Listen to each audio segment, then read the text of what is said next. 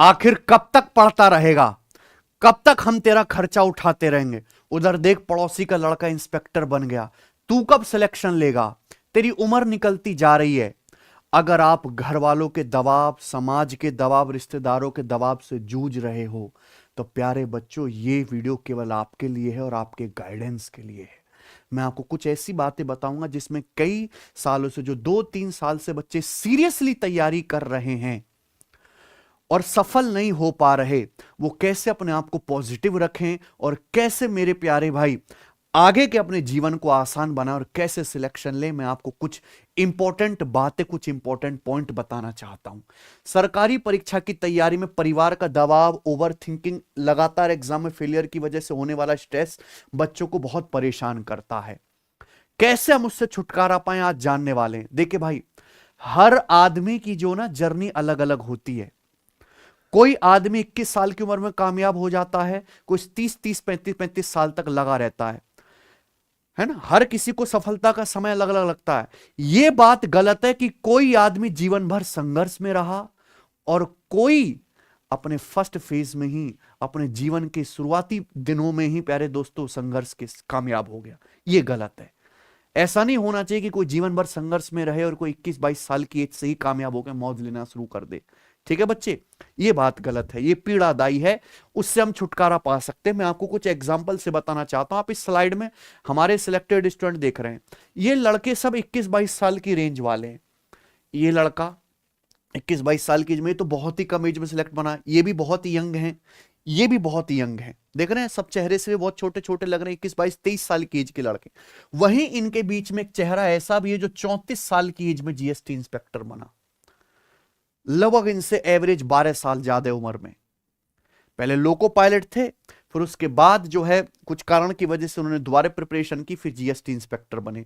यही नहीं भाई, इन सबसे कहीं ज्यादा क्वालिफाइड मैं आपको अपने एक स्टूडेंट दिखाता हूं जो आईआईटी से, नमन, ऑल इंडिया रैंक 58, हैदराबाद, ये आईआईटी से हैं और इन्होंने आईआईटी की भी तैयारी करी, फिर वहां पे भी बीटेक आईआईटी ने, तो आईक्यू अच्छा ही होगा। उसके बाद काफी वर्षों तक यूपीएससी की तैयारी में उलझे रहे, सफलता हाथ नहीं लगी और आखिर में सीजीएल का अटेम्प्ट दिया। दूसरे अटेम्प्ट में इनको सफलता मिली और अभी एसओ ने इनको भी लगभग 30 वर्ष की एज में जाके सफलता मिली, जबकि ये ऑलरेडी 21-22 साल के इन लड़कों से कहीं ज्यादा क्वालिफाइड हैं। ठीक है, एकेडमिकली। तो हर किसी के संघर्ष की स्टोरी अलग अलग है, सबको सफलता के लिए अलग अलग समय लगता है। लेकिन फिर भी जो बच्चे इस समस्या से जूझ रहे हैं कि सर कुछ कई साल हो गए तैयारी करते हो, कुछ हो नहीं पा रहा, कैसे करें, तो मैं बताऊं मेरे भाई, आपको भी वही रिसोर्स मिले हैं, आप भी उन्हीं टीचर से पढ़ रहे हो, आपको भी वही किताब, वही कंटेंट, वही यूट्यूब, माँ बाप भी वही आपको सुविधा दे रहे हैं, आपको भी वही मौका मिला है जो बाकी उन बच्चों को मिला था जो कम एज में सिलेक्ट हो गए।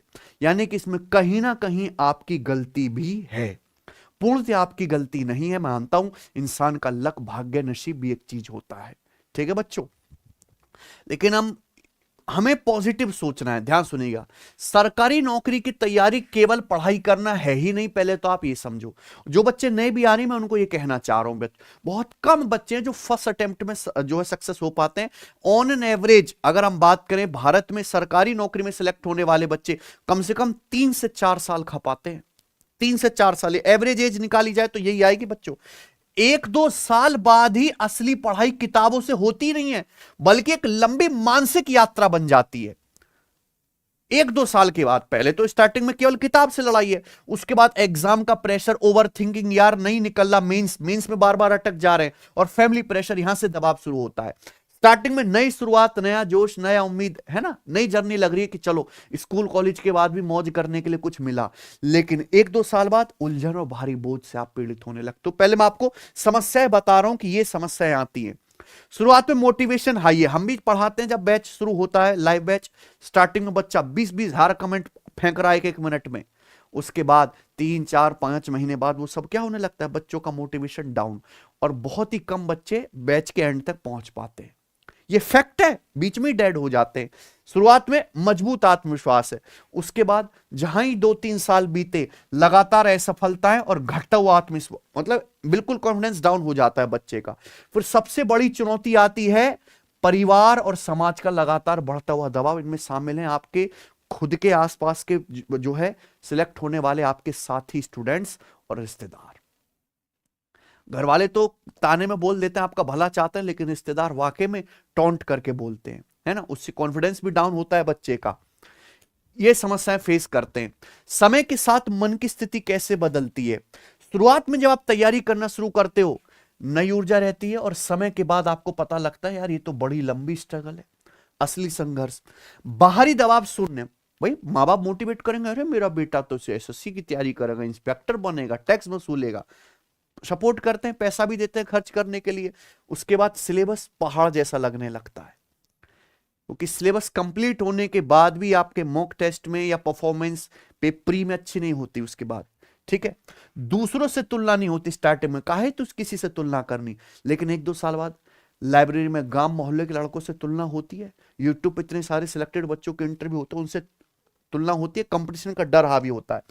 स्टार्टिंग में कॉन्फिडेंस चरम पे कि हम ही तो बनने के लिए पैदा हुए हैं, लेकिन उसके बाद दूसरे की सफलता भी चुभने लगती है। ये होता है बच्चों में। हम अगर बताते हैं ना कि भाई ये लड़का 20 साल की एज में सिलेक्ट हो गया, तो जो 3-4 साल बच्चे तैयारी कर रहे हैं वो लिटरली कमेंट में आके अभद्र गालियां देने लगते हैं, क्योंकि वो उस मतलब अपने तो असफल होने से तो दुखी हैं ही, वो इससे ज्यादा दुखी हैं कि ये लड़का कैसे जल्दी एज में सिलेक्ट हो गया। और होते हैं बेटा, ठीक है जी। स्टार्टिंग में पढ़ाई करना आसान लगता है क्योंकि टीचर इजी चीजों से पढ़ाना शुरू करता है ना, लेकिन जब असली माल जब आता है, असली जब कंटेंट आता है, तब जो है फुकफुकी सी होती है ना। खुद की काबिलियत पर शक शुरू हो जाता है कुछ समय के बाद। ये चीज है। अब फैमिली प्रेशर के 4 अलग अलग क्या रूप आते हैं। सीधा दबाव, कब तक पढ़ेगा रे, कुछ काम क्यों नहीं करता, चल यहां कोई प्राइवेट जॉब भी कर ले जाके, चल कोई ट्यूशन पढ़ा ले, ये काम कर ले, कब तक खर्चा उठाते रहे, इतना खर्च हो रहा है, रिजल्ट कहां है। ये सवाल जब कानों में सुनाई देता है ना डेली की डेली, अब मांग रहे हो 2 साल से पढ़ रहे हो, फिर भी लाइब्रेरी के पापा से पैसा मांग रहे हो कि 1000 रुपए दे दो, लाइब्रेरी की फीस देनी है। फिर पिताजी बोलते हैं ये बात, कब तक लाइब्रेरी जाएगा है। फिर तुलनात्मक दबाव, देखो शर्मा जी का बेटा सिलेक्ट होगा, तुम्हारे दोस्त नौकरी कर रहे हैं, तू कब करेगा, है ना। ये समस्या है, अभी इसका सॉल्यूशन भी बताएंगे। आर्थिक दबाव, भाई घर की स्थिति कमजोर है, भाई हमारे देश में सरकारी नौकरी की तैयारी कोई अमीर माँ बाप का बेटा तो करेगा नहीं, वो तो व्यापार करेगा। जो गवर्नमेंट जॉब करने के बारे में सोच रहा है वो लोअर मिडिल क्लास ही बैकग्राउंड से आता है, तो और लड़का है ज्यादातर, उसको अपने घर की आर्थिक स्थिति सुधारनी है। फिर कोचिंग का, किताबों का बढ़ता हुआ बोझ है, ठीक है। हालांकि आजकल तो कोचिंग बहुत सस्ती हो गई और किताबों की जरूरत भी नहीं है ना। ये बहुत पहले बहुत बड़ी समस्या हुआ करती थी भी, भावनात्मक दबाव, माता पिता की अनकही चिंताएं, उनकी चुप्पी और व्यवहार में छुपा हुआ डर, क्योंकि किसी के घर में कोई लोन चल रहा है, किसी को बहन की शादी करने, किसी को मकान बनवाना है, किसी को कर्जा उतारना है, किसी को गरीबी चुभने लगती है, अलग अलग समस्याएं हैं।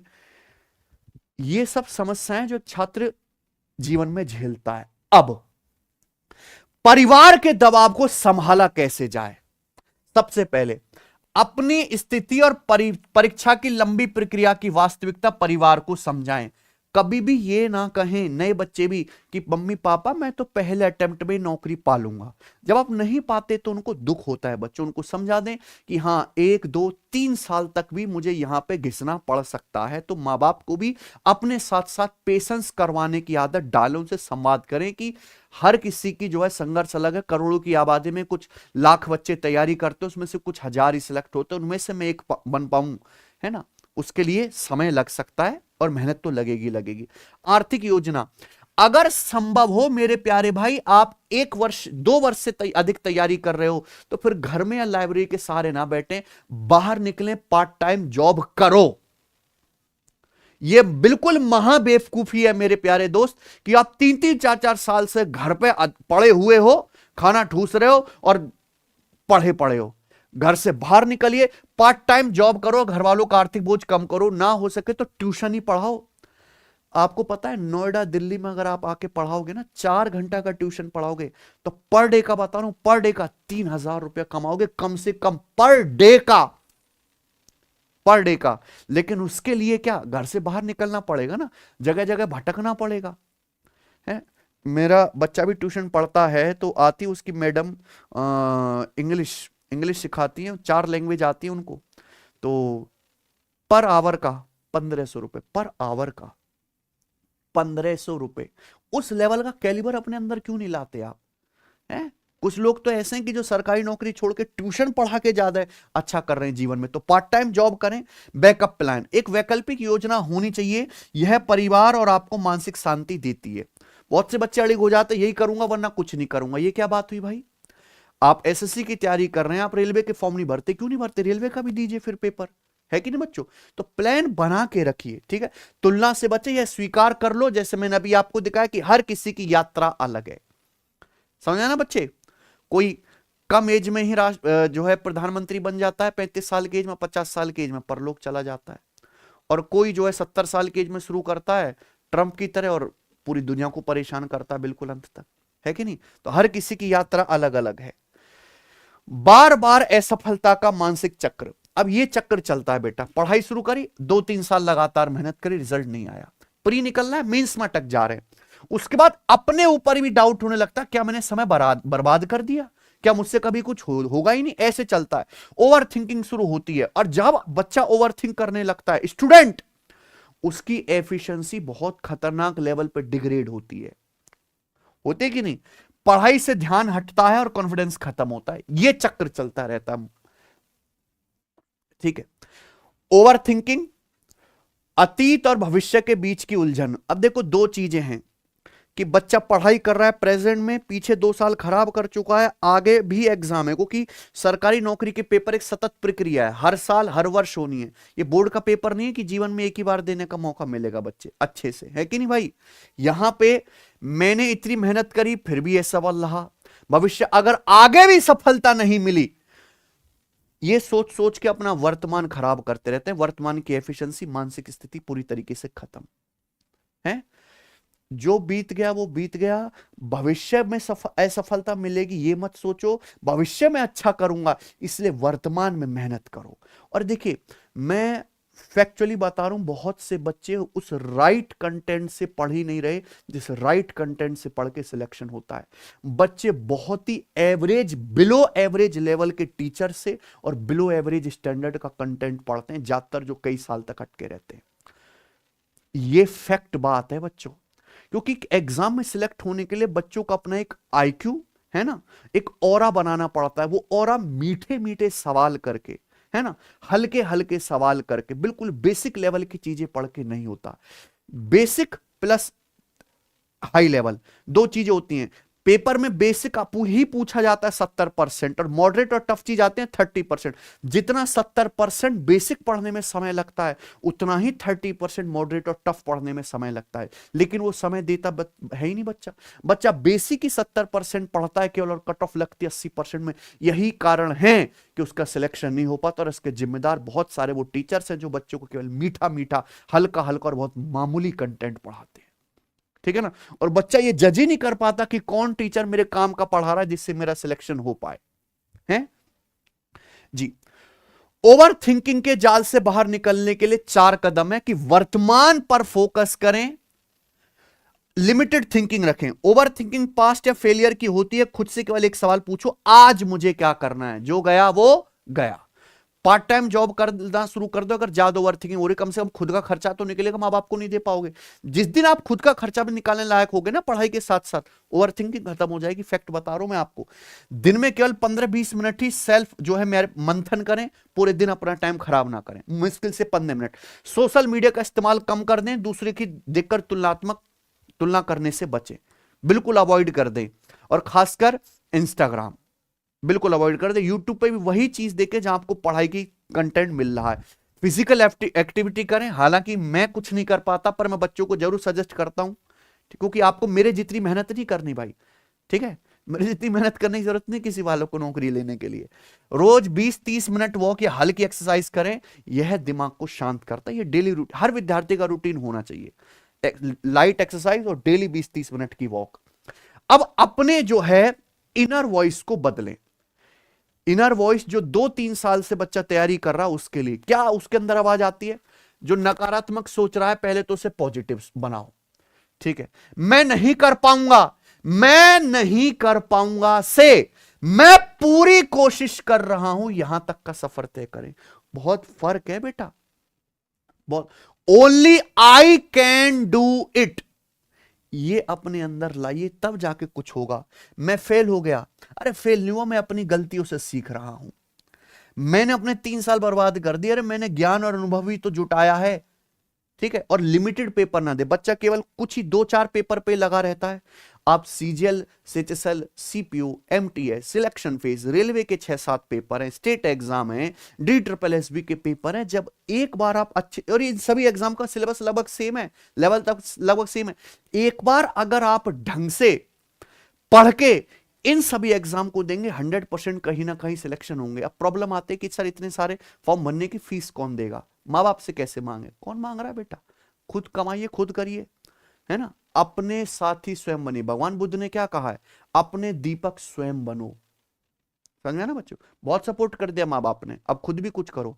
मैं जो है, अगर मैंने भी बीटेक करी है भाई, बीटेक करने तक मैं पूर्णतः अपने माँ बाप, अपने दादा पे आश्रित था, लेकिन बीटेक करने के 1 महीने के बाद मैंने अपने माँ बाप से 1 पैसा नहीं मांगा, क्योंकि मेरे अंदर वो जुनून था जो आजकल के बच्चों में मिसिंग देखता हूं, बिल्कुल खत्म ऊर्जा देखता हूं मैं, है।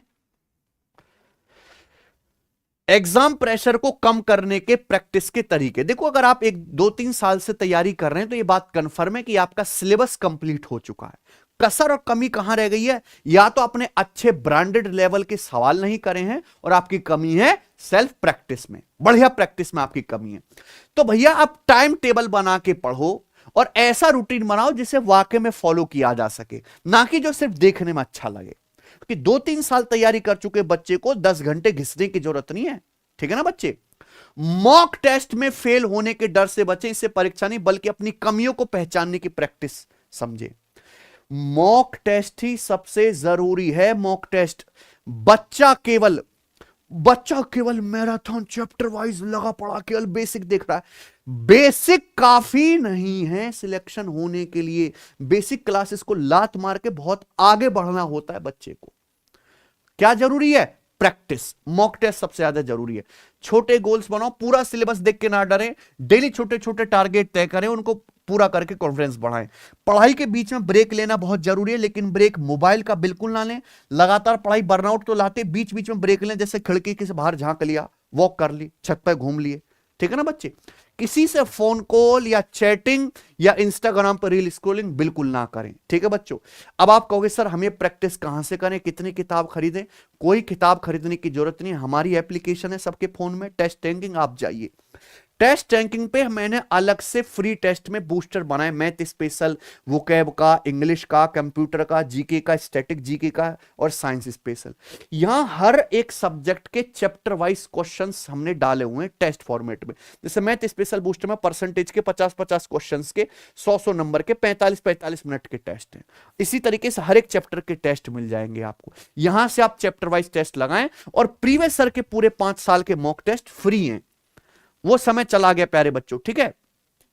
और अब तो बच्चों हमने एक चीज और की है, आप हमारी एप्लीकेशन पे जाओगे, यहां पे लाइव टेस्ट वाले सेक्शन में हम हर संडे बच्चों को स्कॉलरशिप भी दे रहे हैं, ठीक है भाई।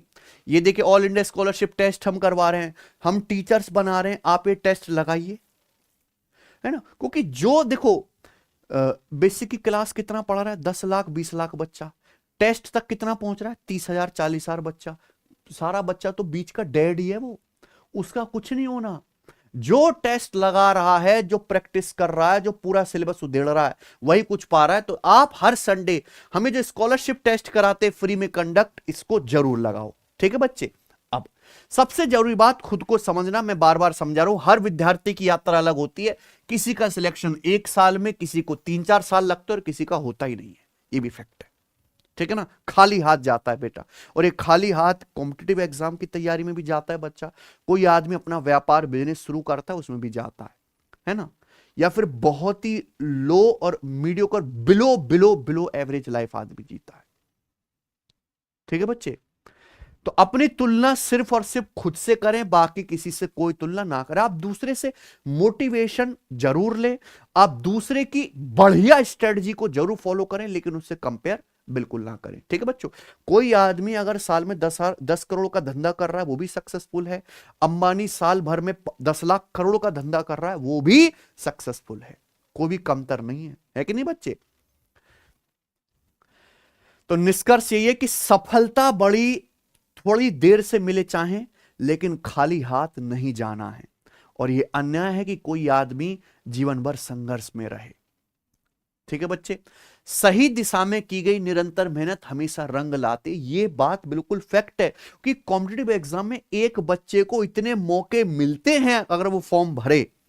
ठीक है बच्चे, और एक बार अच्छे से सिलेबस पूरा कर ले, ढंग की मेहनत करे तो सिलेक्ट होता ही होता है। हमारे पास बहुत सारे ऐसे बच्चे आते हैं, कल ही एक स्टूडेंट आए, 13 उनकी गवर्नमेंट जॉब लगी है।